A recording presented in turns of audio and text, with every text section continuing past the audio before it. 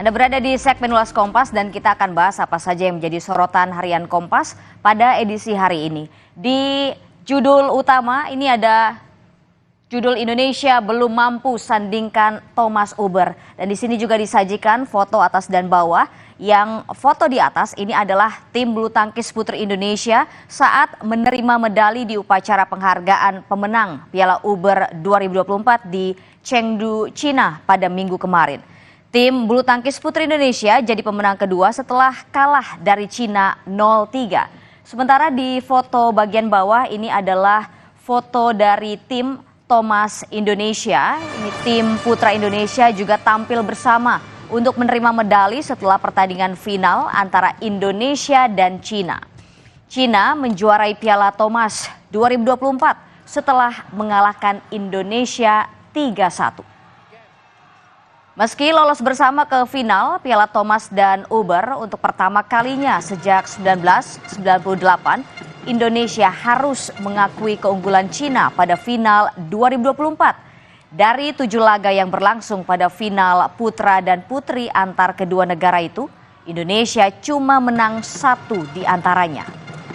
Kemudian informasi lainnya saudara, ini ada dari Pilkada 2024, calon perseorangan hadapi jalan terjal.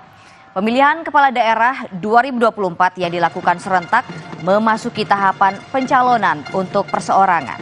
Keberadaan calon perseorangan penting di tengah pragmatisme partai politik.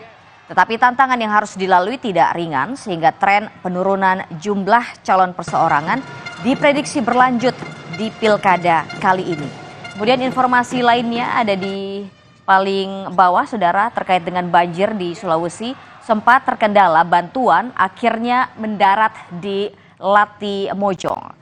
Pemerintah Provinsi Sulawesi Selatan berhasil mendistribusikan bantuan bagi warga korban banjir dan longsor di Kabupaten Luwu Sulsel pada minggu kemarin.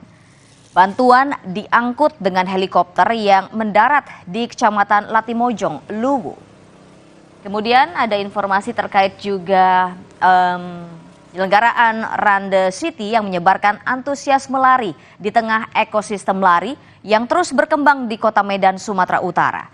Semangat para pelari terasa sangat kuat sejak persiapan di garis start di depan kantor Gubernur Sumut pada minggu kemarin.